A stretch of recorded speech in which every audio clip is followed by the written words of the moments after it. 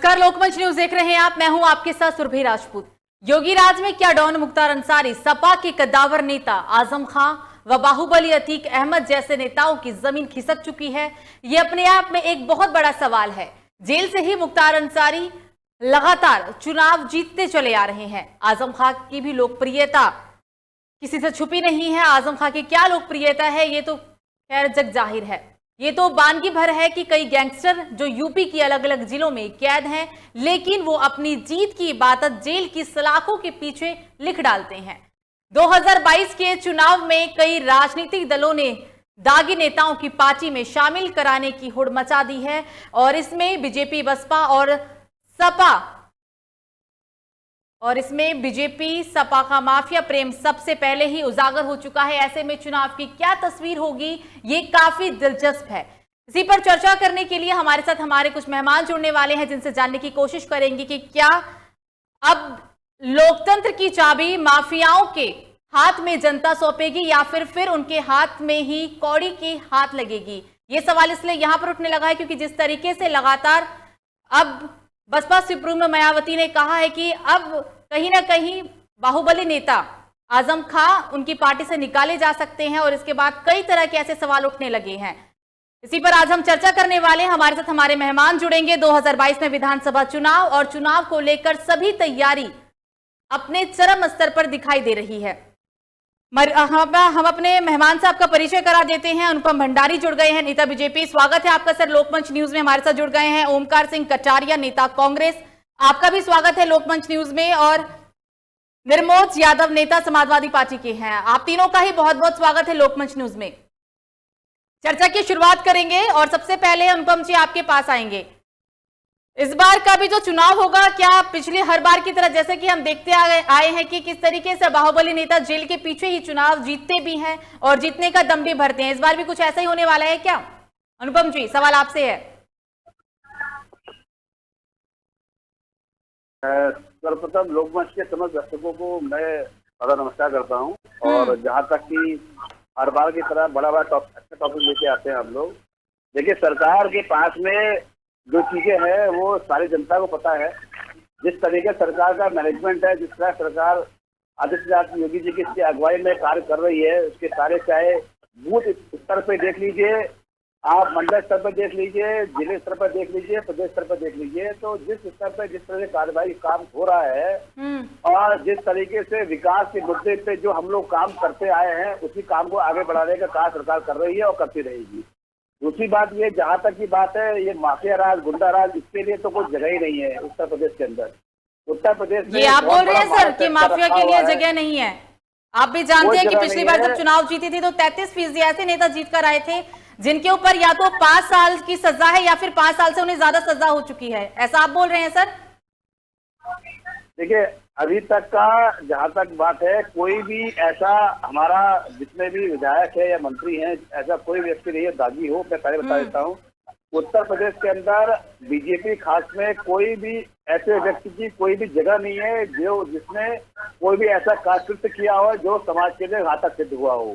पहली चीज है, आज की तारीख में जैसे आप देख रहे हैं सपा के कार्यकाल में क्या हुआ करता था, आगे तारीख में क्या कार्यकाल, एक तुलनात्मक आप दे सकते हैं, तुलना कर सकते हैं इसके कार्यकाल में क्या किया। अनुपम जी, ऐसा थोड़ी होता है कि अगर आप बसपा और सपा में हैं तो आपके साल के अंदर नहीं हुआ। हाँ, ऐसा नहीं होता ना सर कि अगर आप बीजेपी में हैं, आप कुछ भी करें, बीजेपी में शामिल हो जाएंगे तो फिर आपके ऊपर कोई दाग नहीं है। आपकी बातों से तो सर यही प्रतीत हुआ। कोई भी व्यक्ति अगर दागी है, चाहे वो पार्टी का अंदर हो या बाहर हो, तो दागी माना जाता है। ऐसा नहीं है कि बीजेपी में आगे शामिल होगा तो गंगा नहा लिया, ऐसा कुछ नहीं है। अगर वो लेकिन आपकी बातों से सर यही लगा कि शायद अगर बीजेपी में आप शामिल हो गए तो शायद आप गंगा नहा कर आए हैं बीजेपी में। के बड़े भाई ज्वाइन करने जा रहे, जो ज्वाइन कर चुके हैं सपा, आप देख रहे हैं, और उन्होंने क्या हालत की थी, क्या गंद फैलाई थी पूरे भ्रष्टाचार से लेके, माफिया राज से लेके, दंगा प्रसाद से लेके, आपके सबके सामने है।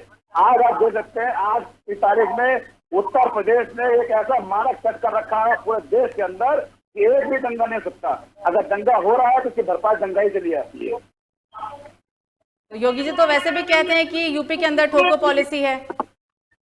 देखिए, यूपी सरकार के अंदर 25 ऐसे लोगों पर गैंगस्टर का कार्रवाई की है। मुझे ऐसा लगता है अनुपम जी, शायद इसका जवाब शायद कांग्रेस नेता से अनुपम जी, इसका जवाब कांग्रेस नेता से जानते हैं। ओमकार जी, अभी आपने बीजेपी नेता को सुना, उनका क्या कहना था, लेकिन आपसे मेरा सवाल यही रहेगा कि क्या अब लोकतंत्र की चाबी माफियाओं के हाथ में है? क्योंकि अभी तक जनता ने शायद यही देखा है।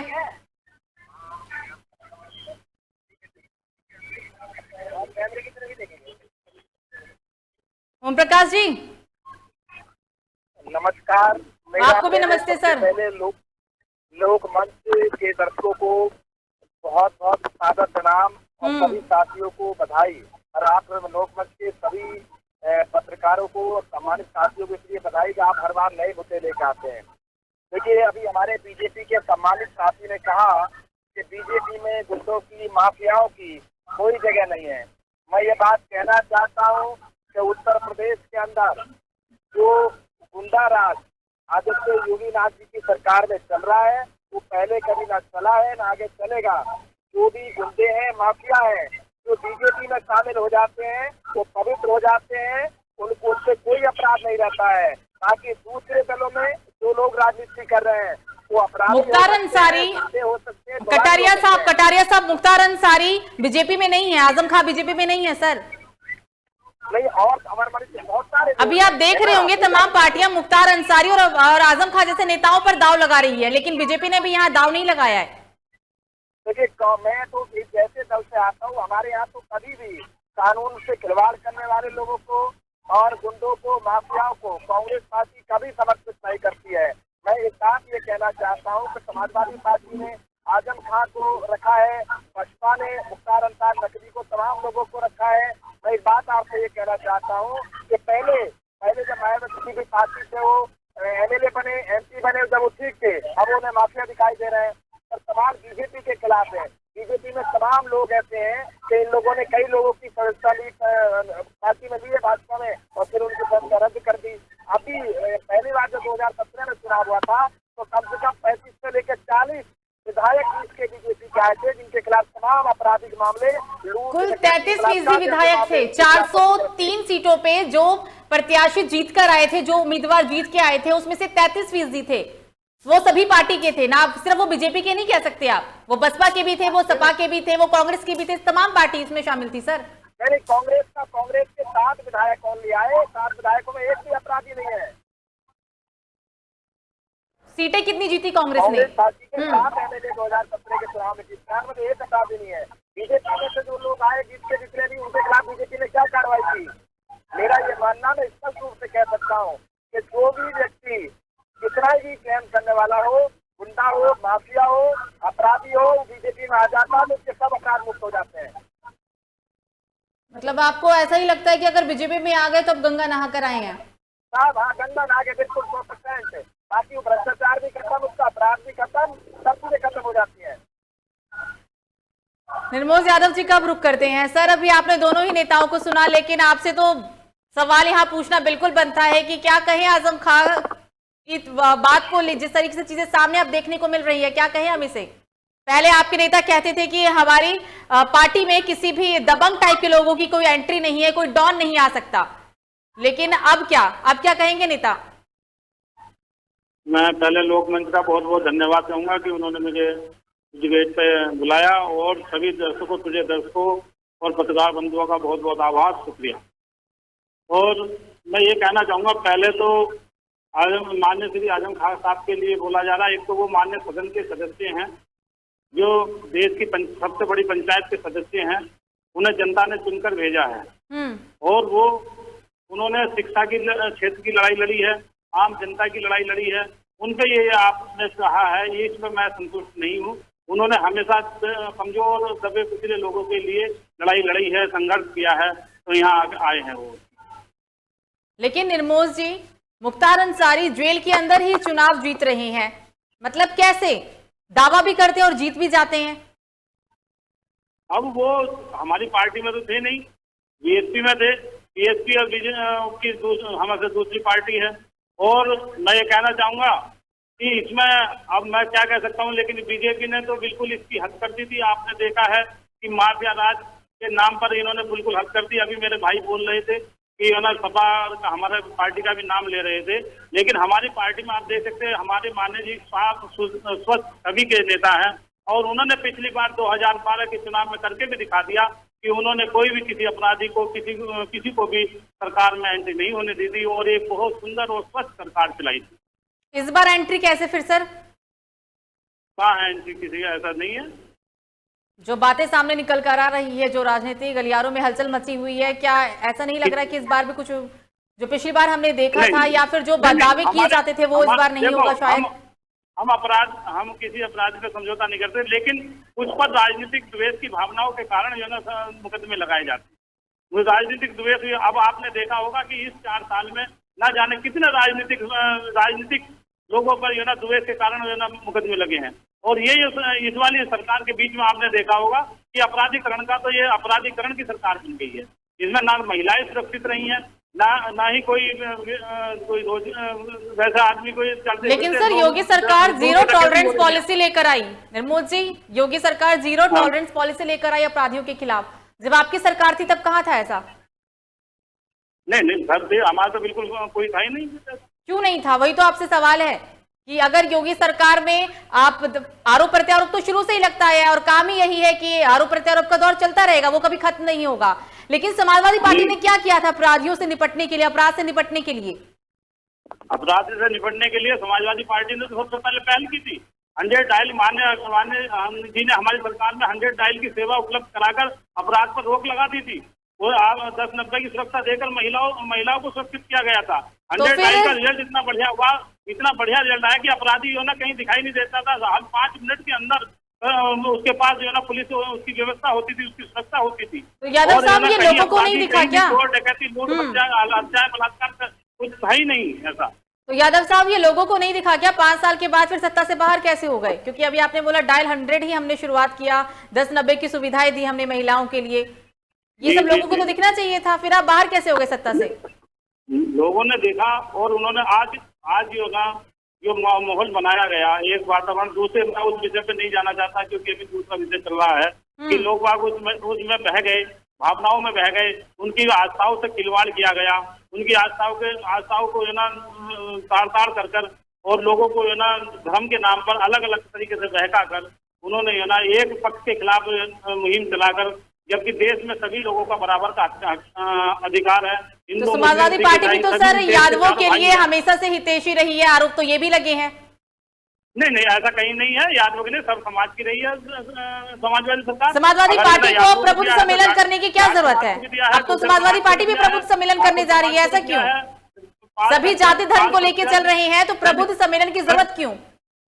जी, प्रबुद्ध सम्मेलन करने जा रही है समाजवादी पार्टी भी, जरूरत क्यों पड़ गई सर?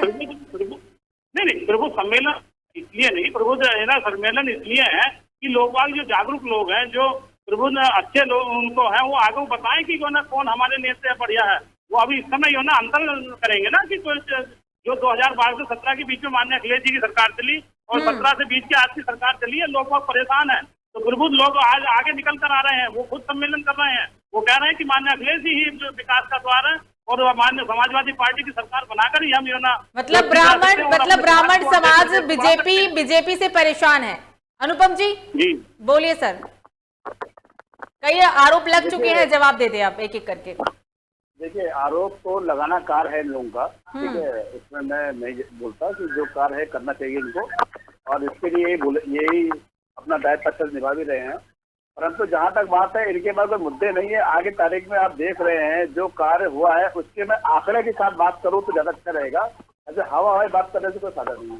मैं आपको कहता हूँ, सरकार ने कम से कम ऐसे 25 लोगों को चयन किया हुआ है जिनपे गैंगस्टर्स के खिलाफ मुकदमा और गैंगस्टर एक्ट पर कार्रवाई की जा रही है। पहली बात, इसके तहत लगभग 11 अरब 28 करोड़ 23,97,846 रुपए की वसूली करने का कार्य माननीय योगी आदित्यनाथ ने उनसे किया है। दूसरी बात, मुख्तार गैंग जो आगे तारीख में इनके बड़े भाई सभा चले गए हैं, इनके साथी जो है 158 लोगों पे जो है वो अपराधी के तहत वो गिरफ्तार कर लिए गए हैं। इसके अलावा योगी सरकार ने जितने भी माफिया थे, पहले ये पंजाब में थे, पंजाब से इनको यूपी लाया गया, मुख्तार अंसारी को, ऐसे लोगों का स्थानांतरण भी किया जा रहा है। जितने माफिया जो जहाँ बैठे थे उनको चेंज भी किया जा रहा है, जितने यूपी के माफिया यूपी लाए जा रहे हैं। योगी आदित्यनाथ ने बहु माफिया पे सख्त कार्रवाई करते हुए एक स्पेशल टास्क फोर्स का गठन किया हुआ है जो उस पर कार्रवाई कर रही है। इसके अलावा गैंगस्टर एक्ट के तहत 534 अभियुक्तों पे रास्ता लगाई जा चुकी है। मेरा केवल इतना कहना है, ये उत्तर प्रदेश में हर बच्चा जानता है कि सरकार आगे तारीख में गैंगस्टर, माफिया, दंगाओं से क्या कार्य कर रही है। इसी को मानक बना के बाकी प्रदेश में लागू किया जा रहा है। आगे तारीख में जितना तोड़फोड़ जो लोगों ने किया था उस पर कार्रवाई की जा रही है। एक चरिंदर सिंह हुआ करते थे IPS अधिकारी, जिन्होंने कार्रवाई की थी मुख्तार अंसारी पे, उनकी क्या हालत की है सपा के लोगों ने, मुलायम सिंह जी ने, अखिलेश यादव ने क्या हालत की आपको सबको पता है। बेचारे को सुप्रीम कोर्ट जाके अब शरण लेनी पड़ी और उसके बाद में योगी आदित्यनाथ ने उनको आश्वासन दिलाया जब हमारी सरकार आएगी तो तुमको न्याय दिलाएंगे, और वो न्याय दिलाने का काम चरिंदर सिंह को हमारे योगी आदित्यनाथ ने दिलवाया था। मेरा केवल इतना कहना है, आज जो भ्रष्टाचार मुक्त, ठीक है, तुष्टिकरण राजनीति से परे और गैंगस्टर और माफिया पे, दंगाई पे कार्रवाई करते हुए है जो कार्य कर रहे हैं, वो आज की तारीख में माननीय आदित्यनाथ योगी के बस की बात है। इसके साथ साथ आज उत्तर प्रदेश के अंदर पूरे विश्व में जो आज की तारीख में कालखंड आया, कोरोना काल में जिस तरह से मैनेजमेंट करके दिखाया, वो अपने आप में अद्वितीय है। मुख्यमंत्री स्वयं कोरोना पीड़ित होने के साथ साथ अपने आप का ध्यान में रखा, प्रदेश का ध्यान रखा। उसके बाद जाके जिलों में गए, लोगों से मिले, अस्पतालों में विजिट किया, जितना विजिट आगे सारे में किया उससे ये सब सारे काम भंडारी साहब, ये सभी काम, ये जो सब आप काम को गिनवा रही हैं, ये सभी काम तब हुआ जब यूपी के अंदर तमाम जो इलेक्शंस होने थे वो खत्म हो गया। पहले कहाँ हुआ? कोरोना की दूसरी लहर आई भी, यूपी में लाखों लोग मरे भी, बाद में हुआ है ये सब काम। तो यूपी में लाखों लोग नहीं मरे, मैं आपको संशोधन करना चाहता हूँ, उत्तर प्रदेश के अलावा पूरे विश्व में लोग मरे, लेकिन उसके यहाँ मैं पूरे विश्व का आंकड़ा लेके नहीं बैठूंगी अनुपम जी, मैं सिर्फ यूपी की बात करूंगी। आपने कहा ना यूपी में काम हुआ, तो यूपी के ये अस्पतालों की हालत ऐसी थी सर, भंडारी साहब, अस्पतालों की हालत ऐसी थी कि बाहर लोग सीढ़ियों पे दम तोड़ रहे थे, ऑक्सीजन की कमी थी। ये यूपी में ही देखने को, हमें पूरे विश्व से या अलग अलग जिलों से मतलब नहीं है। पूरे देश में लोगों ने सब कुछ देखा, मैं आपकी बात से मानता हूँ, सहमत हूँ, लेकिन जिस तरीके से चीजों को तुरंत मैनेजमेंट किया जाता है, अगर आप अपने घर में कोई फंक्शन कराए और 500 लोगों को खाने की व्यवस्था करें और आज आखिरी 2500 आदमी आ जाए, 5000 आदमी आ जाए, तो कैसे व्यवस्था करेंगे? वो आपका विवेक पर निर्भर करता है। अगर पहली बार ऐसा होगा तो लोग समझेंगे, लेकिन कोरोना आ चुका था, कोरोना ने देश में दस्तक दी थी, सभी जानते थे जब कोरोना की दूसरी लहर आएगी तो क्या होगा। ये हम तब मानते, आपकी बातों को शायद तब जनता मानती जब पहली बार कोरोना के पहली फेज में ये हाल था, जब कोरोना ने यूपी में पूरे देश में दस्तक दिया। उस टाइम पे यूपी इतनी आबादी वाला राज्य होने के बावजूद काफी नियंत्रण कर पाया था चीजों को। निर्मोल यादव जी कुछ कह रहे हैं सर, एक मिनट लाइन पे बने रहिएगा। निर्मोल जी कुछ कह रहे हैं, बोलिए सर। मैं कहना चाहूंगा मोदी जी से, बोलिए, कि कोरोना काल का जिक्र करा है, कोरोना काल में उनको याद कर लिया जाए जिनको ऑक्सीजन की कमी से डेथ हो गई। यादव जी वही बात याद दिलाई गया है, यहाँ पे वही बात याद दिलाई है मैंने। इन्हें याद दिला देना चाहिए कि एम्बुलेंस भी यूज हुई है, वो माननीय अखिलेश यादव जी की 108, 102 दी हुई एम्बुलेंस यूज हुई है। अगर इन्होंने डॉक्टर नहीं है, कोई डॉक्टर नहीं दे पाए और ना ही कोई दवाई की व्यवस्था कर पाए। आप ये कहते हैं वैक्सीन कहते हैं। मैम मैं एक चीज कहना चाहूंगा, हमारे मुफ्त वैक्सीन कहते हैं, मुफ्त वैक्सीन क्या होती है? इससे पहले पोलियो का टीका लगता था, सरकार का काम है ये। लेकिन यादव साहब पोलियो और कोरोना में बहुत फर्क है सर, पोलियो और कोरोना में बहुत फर्क है। कटारिया साहब के पास चलेंगे, कटारिया साहब कुछ कहना चाह रहे हैं, उनके बाद आपके पास आते हैं। बोलिए कटारिया साहब, बोलिए। जब उनको स्वास्थ्य सेवाएं नहीं मिली, ऑक्सीजन नहीं मिली, दवाइयां नहीं मिली, तो कितनी माँ, कितनी बहनें, कितनी विधवा हुई हैं, किसी ने। लेकिन वैक्सीन पे आपके नेता ने ही कहा था, जब वैक्सीन आई थी, जब वैक्सीन का ट्रायल सही रहा था, तब आपके नेता ने ही कहा था ये बीजेपी की वैक्सीन है, हम नहीं लगवाएंगे। आपके पास भी आएंगे, पहले कटारिया साहब के पास उन्होंने ये कहा था, उन्होंने ये कहा था कि माननीय ना मोदी जी, उन्होंने अपनी वैक्सीन बताई थी, बीजेपी की वैक्सीन इन्होंने बताई थी। बीजेपी की वैक्सीन थी क्या सर? वो ये वैज्ञानिकों का खेल, ये वैज्ञानिकों की वैक्सीन को तो आप पार्टियों की वैक्सीन में तब्दील कर चुके हैं। हमने लगवाई है, नेताजी ने भी लगवाई है, माननीय जी ने लगवाई, सब हमने ही लगाया, सबने लगवाई है। लेकिन वैक्सीन को उसका बीजेपी नाम देना ये गलत था। बीजेपी की वैक्सीन किसने कहा? ये देश की वैक्सीन है। ये जो बीजेपी की वैक्सीन में बीजेपी की होती है और पार्टी की होती है, ये विपक्षी पार्टियों के द्वारा ही बोल है। ये हम आप या फिर बीजेपी वाले नहीं बोल रहे। नहीं गया कि ये उसकी वैक्सीन है। अब महामारी जब आती है तो ये अपना नाम भी देना चाहिए। दवा जो टैक्स देता है वो हिंदुस्तान। मतलब ये बोल दे कि अगर महामारी आई है तो ये बीजेपी की महामारी है, आप ऐसा बोलना चाह रहे हैं क्या? महामारी को बीजेपी का नाम दे दें यहाँ पर? क्यों ना दूसरे देश से आए थे हम लोग। महामारी यादव साहब, महामारी को आप बीजेपी का नाम कैसे देंगे? आते हैं आपके पास कटारिया जी कुछ कहना चाह रहे हैं बहुत देर से। यादव साहब आते हैं आपके पास, कटारिया जी बोलिए। कोई गोवर्धन आ रहा था, कोई किसी से कर रहा था, उस समय ध्यान देना चाहिए था। देखिए मैं इनका एक फोटो दिखा रहा हूँ। ये इनके नेता है योगी आदित्यनाथ, जिन्होंने साफ साफ बोला है कि बीजेपी की वैक्सीन है। हाँ, इनको पता नहीं है तो वीडियो देख ले नेताजी का, अपना सुन लीजिए क्या बोला था उन्होंने। जब कार्यकर्ता हो तो मालूम करना चाहिए कि नेता क्या बोला तुम्हारा। ठीक है, भंडारी साहब कटारिया साहब बहुत देर से कुछ कहना, भंडारी साहब कटारिया साहब बहुत देर से कुछ कहना चाह रहे हैं। बोलिए सर, आप बोलिए पहले। सुना देखिए, दोनों माननीय नेताओं को मैंने सुना बहुत ध्यानपूर्वक। देखिए, मैं एक बात कहना चाहता हूँ कि जो वैक्सीन के बारे में कहा जा रहा है, देखिए किसी भी देश पर उसके नागरिकों पे जो संकट आएगा, मुसीबत आएगी, तो वहाँ की सरकार की जिम्मेदारी है तो उसका हल निकाले, नागरिकों को सुरक्षा दे। विपक्ष क्या करेगा? कहना चाहता हूँ, मैं बीजेपी के सम्मानित पार्टी की बात से बिल्कुल सहमत रही हूँ। उत्तर प्रदेश में हालात बेकाबू हुए, वहाँ कोरोना से बहुत ज्यादा मौतें हुई और लोगों को दवाई नहीं मिली, अस्पताल नहीं मिले, बेड नहीं मिले, ऑक्सीजन नहीं मिली और लोगों ने अस्पतालों पे गेटों पर दम तोड़ दिया। यहाँ की विधायकों के और अधिकारियों के लोगों को भी वैक्सीन उपलब्ध। विपक्ष में बैठी कांग्रेस ने क्या किया? सभी नाकामियां हम भी मानते हैं, सभी मानते हैं कि चलिए मान लिया मौजूदा सरकार की थी, लेकिन आप कांग्रेस जो पार्टी है वो विपक्ष की बहुत मजबूत पार्टी है सर। तब कांग्रेस कहाँ थी? कांग्रेस, मैं ये बात कहना चाहता हूँ, उत्तर प्रदेश में जब ऑक्सीजन की कमी हुई तो हमारी नेता आदरणीय प्रियंका गांधी जी ने उत्तर प्रदेश के नागरिकों के लिए छत्तीसगढ़ और पंजाब से ऑक्सीजन लाकर यहाँ के लोगों को मुहैया कराई। ये कांग्रेस पार्टी ने। सर दिखा क्यों नहीं लोगों को? फिर दिखना भी तो चाहिए था ना। लेकिन मैं एक बात कहना चाहूंगा, देखिए सबको दिखाया, वहाँ पे टैंकर आए, पूरे देश ने देखा, उत्तर प्रदेश की जनता ने देखा, हमारे तमाम लोगों ने लोगों को घर घर जाके ऑक्सीजन उपलब्ध कराई। कांग्रेस पार्टी ने कोरोना उपचार की बात जो पूरे उत्तर प्रदेश में करती, तो ये बीमारी के बारे में राजनीति न की जाए तो अच्छा है। ये महामारी आई और महामारी को रोकने में भाजपा सरकार, योगी आदित्यनाथ जी की सरकार पूरी तरह फेल हुई। लेकिन राजनीति तो सर आप ही लोग कर रहे हैं। अब अगर आपसे एक सवाल पूछ लिया गया तो आप बोल रहे हैं राजनीति ना करें। राजनीति तो तब से हो रही है जब से कोरोना महामारी ने देश में दस्तक दी है, तब से राजनीति हो रही है। राजनीति का दौर तो आज तक खत्म नहीं हुआ, तीसरी लहर आने को है देश में, लेकिन आज भी राजनीति का दौर शुरू है। ये जब हमने चर्चा की शुरुआत की थी तो हम बात कर रहे थे कि अब चुनाव में माफियाओं का राज कैसे है, लेकिन बात अब कोरोना तक आ गई। अब सवाल आपसे पूछ लिया गया तो आप राजनीति की बात करने लग गए। नहीं, मैं ये बात कह रहा हूँ, इस मुद्दा इन्होंने बदला है, दूसरे मुद्दे पर चले गए। बात सिर्फ माफियाओं की थी, उसी पे बात करनी चाहिए थी। कोरोना की भयंकर बीमारी है, उसके रूप में बात ही नहीं करनी चाहिए थी। और अभी मैं वो तो यही लेकर आए ना, वो तो उन्होंने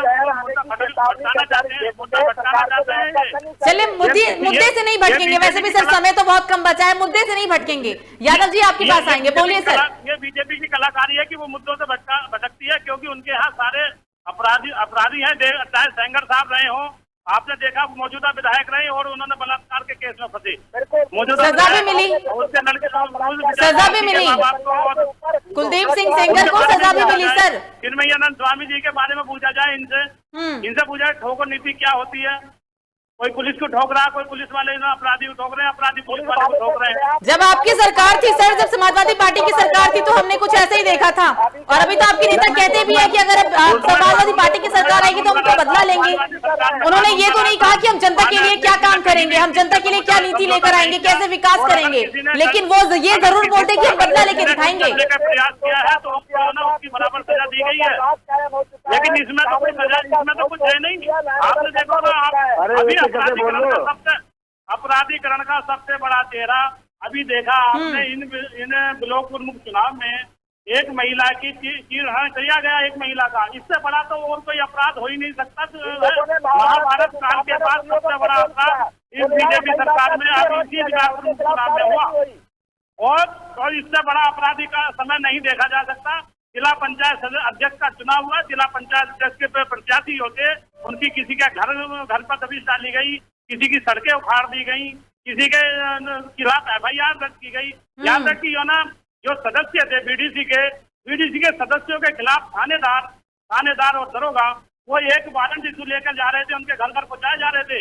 यानी कि आप ये नहीं कर सकते, आप उनको अपराध के तहत उनको एक पर्चा टिप्पणी थमा रहे थे। इससे बड़ा और कौन सा प्रूफ मिल सकता था? चलिए ठीक है, बहुत सारे प्रूफ हो गए सर, लेकिन जब समाजवादी पार्टी की सरकार आएगी तो क्या करेंगे लोगों के लिए? समाजवादी सरकार आएगी, हम कह रहे हैं उनके लिए स्वास्थ्य की सुविधा होगी, अपराध मुक्त सरकार होगी और कोई भी अन्यायकारी सरकार में दखलंदाजी नहीं। कटारिया साहब कुछ कह रहे हैं, बोलिए सर। कटारिया जी बोलिए, आवाज आ रही है सर।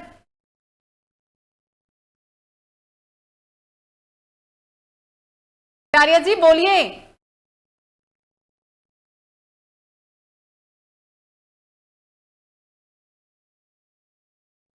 समय हो चला है तो इस चर्चा को यहीं समाप्त करना होगा। आपको बता दें कि योगीराज में क्या डॉन मुख्तार अंसारी, सपा के कद्दावर नेता आजम खां व बाहुबली अतीक अहमद जैसे नेताओं की जमीन खिसक चुकी है, इस पर आज हम चर्चा कर रहे थे। हमारे साथ हमारे तमाम मेहमान जुड़े थे जिनसे हमने जानने की कोशिश की कि क्या आने वाले चुनाव में जो अभी तक हमने देखा है इस बार एक बार फिर से उन्हीं तस्वीरों को दोहराया जाएगा।